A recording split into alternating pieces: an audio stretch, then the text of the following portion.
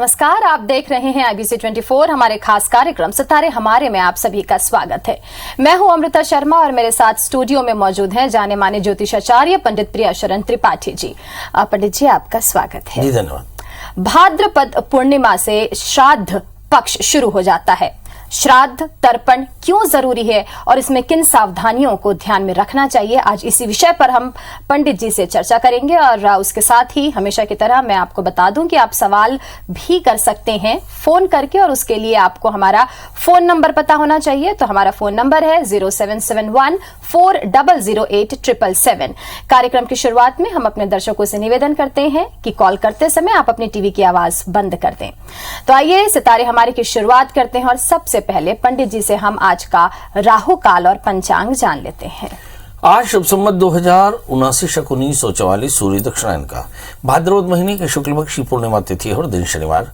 पूर्णिमा दोपहर को 3:28 तक, शतभिषा नक्षत्र रात्रि को 9:37 तक। आज चंद्रमा कुंभ राशि में होंगे। आज का राहु काल 8:55 से 10:28 तक होंगे। जी, और इससे पहले पंडित जी हम चर्चा शुरू करें, दर्शकों को हम बताना चाहेंगे कि अगर आपको कोई परेशानी है तो आप सीधे ज्योतिषी सलाह के लिए पंडित प्रियाशरण त्रिपाठी से भी संपर्क कर सकते हैं। आपको उनका मोबाइल नंबर बता देते हैं। मोबाइल नंबर है 9893363928। एक दूसरा नंबर भी है, वो भी आपको बता दें। दूसरा नंबर है 9753039055। और इसके साथ आप ईमेल भी कर सकते हैं। पंडित जी की ईमेल आईडी है pstripathi9@gmail.com। तो पंडित जी, आज की चर्चा को हम शुरू करते हैं और सबसे पहले हम पितृपक्ष के बारे में जानेंगे। तो मेरा सबसे पहला सवाल आपसे है कि पितृपक्ष में हमें क्या करना चाहिए और क्यों मनाते हैं हम पितृपक्ष? देखिए, हमारे यहाँ पे सबसे पहले पितर शब्द को समझना जरूरी जी है ना। जब हमारे पिता दादा परदादा गत हो जाते हैं और वर्षांत हम उनका पितृ सम्मेलन कर देते हैं तो वे पितर कहलाते हैं। जी, ये पितृ श्राद्ध होते कैसे हैं? यदि किसी की मृत्यु होती है तो उनके एकोदिष्ट श्राद्ध होते हैं, मतलब 1 वर्ष तक किए गए श्राद्ध को एकोदिष्ट श्राद्ध कहते हैं। और एकोदिष्ट श्राद्ध करके और पुत्र जो है अपने पिता को पितरों की श्रृंखला में शामिल कर देता है। और फिर ये पितर जो हैं पितृलोक में रहते हैं। पितृलोक 3 हैं, रुद्रलोक, आदित्य लोक और वसुलोक। 3 लोकों में रहने वाले जो हमारे पितर हैं इन्हें पितृलोक कहते हैं। और पितृलोकों से ये तर्पण ग्रहण करते हैं। पितृलोकों से आकर के धरती में आकर तर्पण ग्रहण करते हैं और पुत्रों को चाहिए कि उनकी अक्षय तृप्ति के लिए तर्पण करें और उन पर श्रद्धा रखकर श्राद्ध करें। श्रद्धा इति श्राद्धम, श्रद्धा युक्तं करोति यः, जो श्रद्धा से किया जाए उसका नाम श्राद्ध है। और तृप्ति के लिए दिया गया जो द्रव्य है वह तर्पण कहलाता है। तो ऐसा मानते हैं कि पितरों को साल में 15 दिन, ये 16 दिन का श्राद्ध होता है। विषयांतर करके मैं बताऊं कि 17 दिन का श्राद्ध होता है।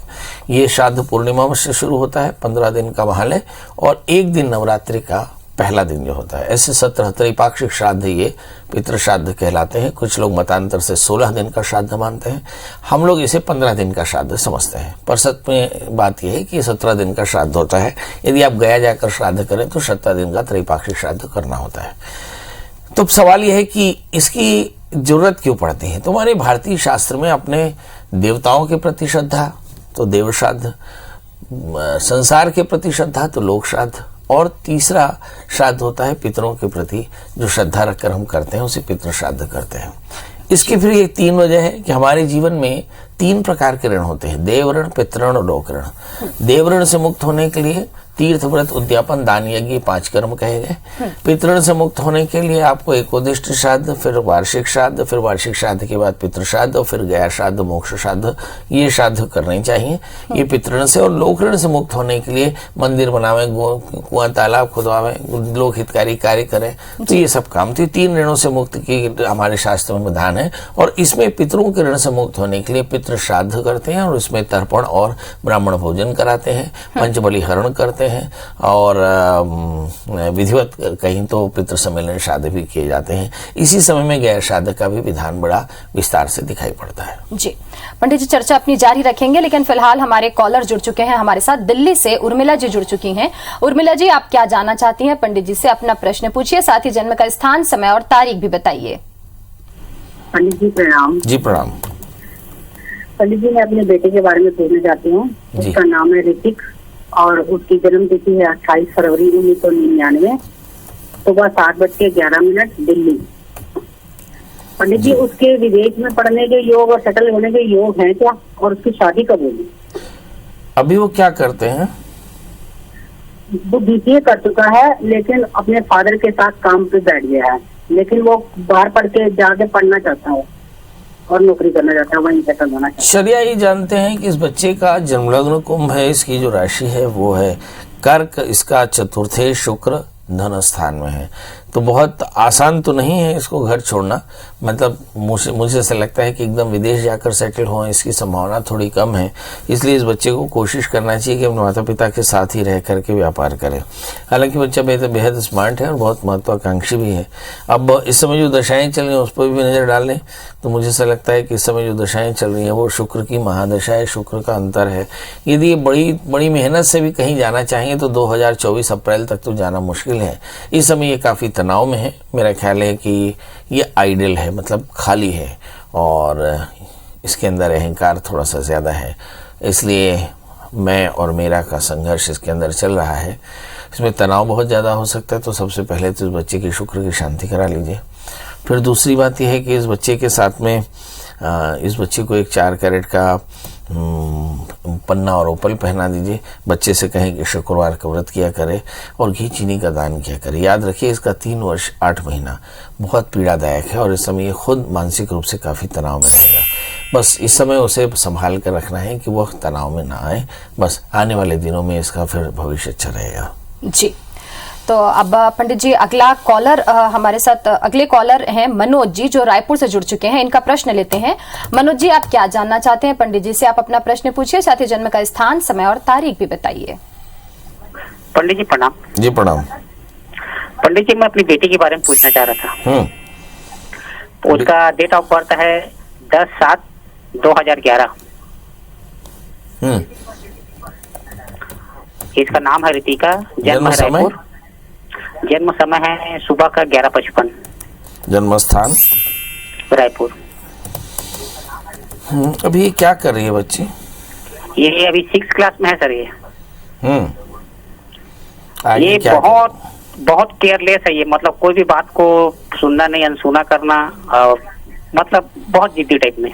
टीवी मोबाइल पे ध्यान कितना है उसका? हाँ, उसमें तो है 60% तो ही है। 60%। देखिए पेरेंट्स परसेंटेज भी निकालते हैं कि बच्चे कितना अटेंशन देते हैं, है ना। गुस्सा बहुत ज़्यादा है, बात नहीं सुनती है, सारा ध्यान टीवी मोबाइल पे लगा रहता है। वजह क्या है कि आगे चल करके इसके करियर में कोई परेशानी आएगी, ये सारा प्रश्न आपका हो सकता है। चलिए देखते हैं आपकी बिटिया का जन्मलग्न कन्या है और उनकी जो राशि है वो तुला है। इस बच्ची के 3रे स्थान में राहु है। राहु जो होता है जब कभी 3रे स्थान में या 3रे स्थान में किसी भी तरह से उसका असर दिखाई पड़े तो ऐसा मान लेना चाहिए कि इस बच्चे में फैंटेसी यानी वर्चुअलिटी, इल्यूजन या काल्पनिकता बहुत ज़्यादा है। और ऐसी स्थिति में बच्चे काल्पनिकता का, काल्पनिक जो गजेट है जिसको हम वर्चुअल गजेट बोलते हैं, जिसको हम मोबाइल कहते हैं, उसमें अट्रैक्शन बहुत ज़्यादा होगा। तो मोबाइल या कंप्यूटर्स पे ज़्यादा समय उसका बीत सकता है और ये अच्छा संकेत नहीं है। इससे बच्चे में एरोगेंस बढ़ेगा, निश्चित बढ़ेगा, चिड़चिड़ापन बढ़ेगा। आगे चल करके उसको हेल्थ में थोड़ी सी परेशानी आएगी और आगे चल कर करियर में काफ़ी परेशानी आएगी। तो हमारे कार्यक्रम को जितने भी दर्शक देख रहे हो, कोशिश करें अपने बच्चों को ऑनलाइन एग्जामिनेशन के अलावा, ऑनलाइन पढ़ाई के अलावा बाकी समय कंप्यूटर, मोबाइल और टीवी से दूर रखें। मुझे ऐसा लगता है इस सदी का सबसे भयानक सच ये है कि हम एक ऐसे गजेट के हिप्नोटिज्म के शिकार हैं जो गजेट सीधे सीधे बाजार से कनेक्टेड है, उसका आपके हित से कोई संबंध नहीं है।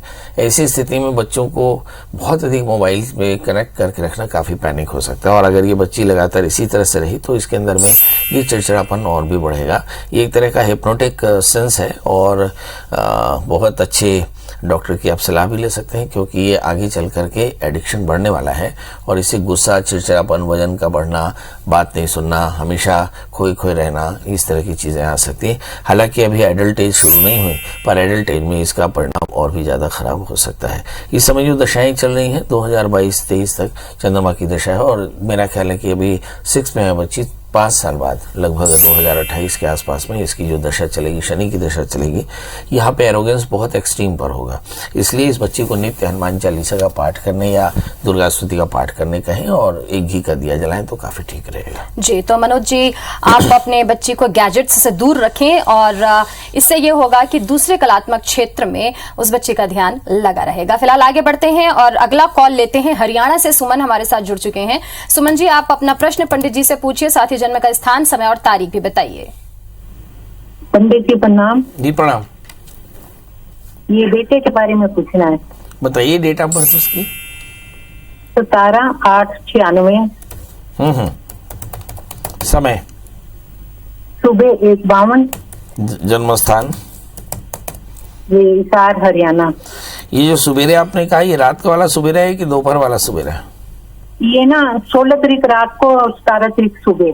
जी बताइए क्या जानना चाहते हैं।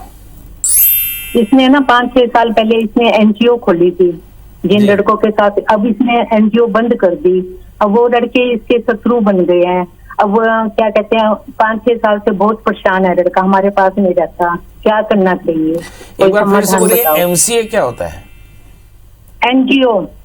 NGO, non government organisation. जी, एनजीओ खोली थी। अब वही बच्चे जिनके साथ खोली थी वही इसकी जान के दुश्मन पड़े हैं। चलिए आइए देखते हैं ऐसा क्या है एनजीओ में जिसके चलते बच्चे जान के दुश्मन हैं। असल में नॉन गवर्नमेंट ऑर्गेनाइजेशन वे ऑर्गेनाइजेशन होती हैं जो सरकार से फंडेड हो सकती हैं, गैर सरकारों से भी सब फंडेड हो सकती हैं, पर इनका काम पब्लिक में वेलफेयर होता है ना। तो ये सामाजिक संस्थाएं होती हैं। आइए देखते हैं आपके बच्चे में कितनी सामाजिकता है और क्यों उसके दुश्मन बन रहे हैं बच्चे। इस बच्चे का जन्मलग्न मिथुन है, राशि इसकी सिंह है, लग्न में मंगल शुक्र है, बहुत डायनेमिक है बच्चा, बहुत स्मार्ट है और इसका पब्लिक रिलेशन भी बहुत शानदार है, बहुत अच्छा सोच लेता है। इसके चलते ही शायद इसकी जो दोस्त है वो इससे नाराज हैं। इस समय जो दशाएं चल रही है, राहु की महादशा, इन बीते 2018 से जो 2021 के बीच में इसने काम किए। असल में इन्हीं कामों की जो फसाद में इन्हीं कामों का वक्त का जो समय है वही इसी समय के कामों का फसाद इसके पड़ा है। मतलब 2018 से 21 में इसने जो काम किए उसी का विवाद इन बस्तों के बीच में है। मुझे से लगता है कुछ लेन देन का विवाद है। आप लोग बैठ करके इसे सॉल्व करिए, बड़ी आसानी से सॉल्व हो जाएगा। इस समय गुरु की अंतर्दशा ही चल रही है, इसका समय बहुत अच्छा है, पर मार्केश की दशा है, बड़ी गंभीरता से लीजिएगा।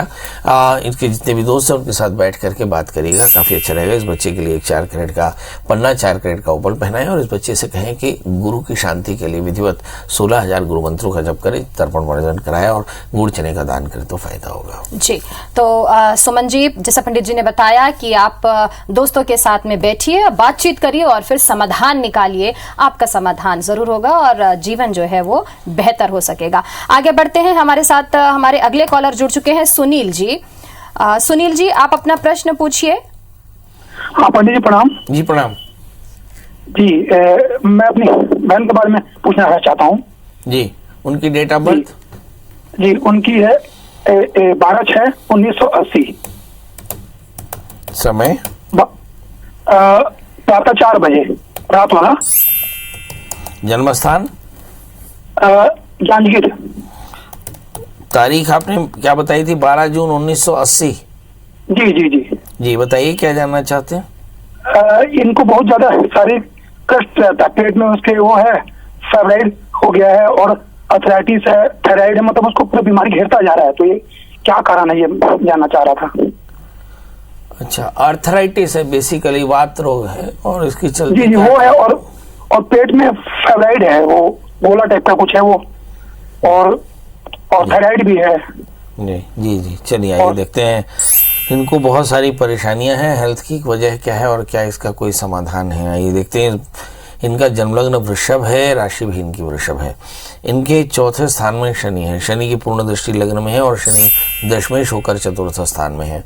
तो जब कभी भी शनि का संबंध चौथे और दशम स्थान से होता है, तो ऐसे जातक को आमतौर पे लो मेटाबॉलिज्म की प्रॉब्लम होती है। लो मेटाबॉलिज्म माने चयापचय की प्रॉब्लम, खाना कम पचता है ऐसे समझिए, और आयुर्वेद में इसे कहते हैं मंदाग्नि, लो डाइजेशन, राइट। तो ये उसके कारण है। इसके कारण एक ऑटो इम्यून डिसीज पैदा होता है जिसे आप आर्थराइटिस कहते हैं। आर्थराइटिस एक ऑटो इम्यून डिसीज है जो ऑटो इम्यून डिसऑर्डर है, और ये शरीर के कमजोर होने से होता है। अब सवाल यह है कि इसका निदान क्या है। तो अच्छा तो यह है कि किसी अच्छे आयुर्वेद विशेषज्ञ को दिखाएं, नंबर 1। नंबर 2, सरसों के तेल से भगवान शिव का अभिषेक कराएं, और उस सरसों का तेल जो तैयार हो उसको 2 बूंद एक नाक में, 2 बूंद एक नाक में, 4 बूंद शरीर में लगा करके और धूप सेकें, और ऐसा लगातार 1 वर्ष तक करें। पैरों में ठंडा ना मिले इसलिए सॉक्स पहन कर रखें, और ठंडक और खट्टे से दूर रहें, तो इनको काफ़ी अच्छा रहेगा। पर याद रखिए आर्थराइटिस है, ये कृच्छ रोग है, असाध्य है, बहुत आसानी से जाएगा नहीं। इसके लिए किसी अच्छे आयुर्वेद विशेषज्ञ से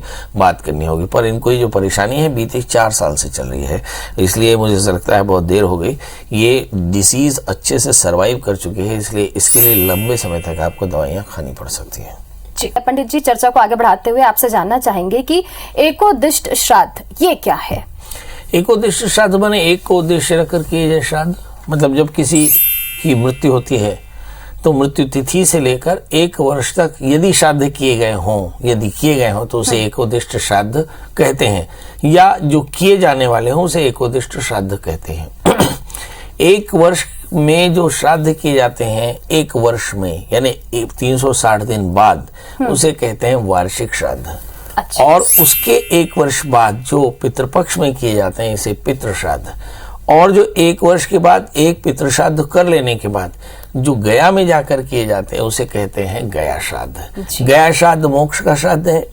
पितृ सम्मेलन श्राद्ध पितरों में गिना जाता है। और जो एकोदिष्ट श्राद्ध है वो यात्रा के श्राद्ध होते हैं। माना जाता है कि जब देहावसान होता है तो देह की कमी हो जाती है। देहावसान माने देहगत हो गया, तो पुत्र जो है पुण्नामनो नरकाद अस्पद पितरम त्रायते सुता, पुत्र जो है देह का निर्माण करता है पिंडों के द्वारा। पिंड माने देह, तो पिंड दान करता है मतलब देह दान करता है। वो अपने मंत्र से देहावसान में गत देह का निर्माण करता है और फिर यात्राएं करते हैं। हमारे जो पिता है वो यात्रा करते हैं, यात्रा करके पितृलोक में पहुंचते हैं। पितृलोक में वहां पर 1 वर्ष बाद उसका पितृ सम्मेलन होता है। पितृ सम्मेलन हो जाने के बाद, वार्षिक श्राद्ध हो जाने के बाद, फिर पुत्र जो है अपने सारे पितरों को इकट्ठा करके गया में जाकर विष्णु पद में मुक्त करा देते हैं। इसे गया श्राद्ध कहते हैं। जी पंडित जी, और अपने दर्शकों को हम बता दें कि आज दोपहर 3:30 बजे पितृपक्ष पर जुड़ा हुआ हमारा एक स्पेशल एपिसोड भी आप देख सकते हैं। फिलहाल हमारे एक कॉलर जुड़ गए हैं हमारे साथ में, बुलंदशहर से शशि जुड़ी हुई हैं। इनका प्रश्न लेते हैं।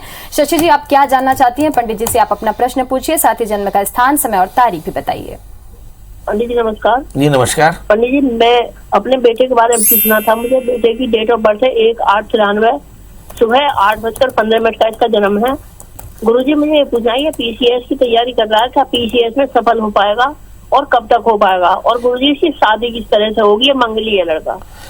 हाँ, लड़का मंगली है, शादी में परेशानी है। शादी से पहले एक छोटा सा अर्क विवाह करा लेंगे, क्योंकि इस बच्चे का जन्म लग्न सिंह है और इसकी राशि धनु है। इसके लग्न मंगल, 7वें स्थान में शनि। शादी से पहले अर्क विवाह कराइएगा। मगर जब शादी करिएगा तो ध्यान रखिएगा इस बच्चे की भी अपनी कोई पसंद हो सकती है। इस समय जो दशाएं चल रही हैं उन दशाओं को अगर ध्यान से देखें तो ऐसा लगता है शनि की दशाओं में कोई बड़ी सफलता जुलाई 2023 तक तो नहीं, मगर 2023 से 2026 के बीच में इसकी शादी भी हो जाएगी और इसे अच्छी नौकरी भी मिल जाएगी। आपको प्रश्न क्या मेरा बेटा डिप्टी कलेक्टर बन पाएगा? निश्चित तौर पर आपका बेटा डिप्टी कलेक्टर बन पाएगा। मेरी तरफ से ढेर सारी शुभकामनाएं। 4 कैरेट का पुखरा, 4 कैरेट का माणिक्य उसे पहना दें। जी, तो पंडित जी, समय यहाँ पर हमारे शो के लिए, अभी इस सितारे हमारे के लिए इतना ही हमें आज के लिए मिला हुआ है।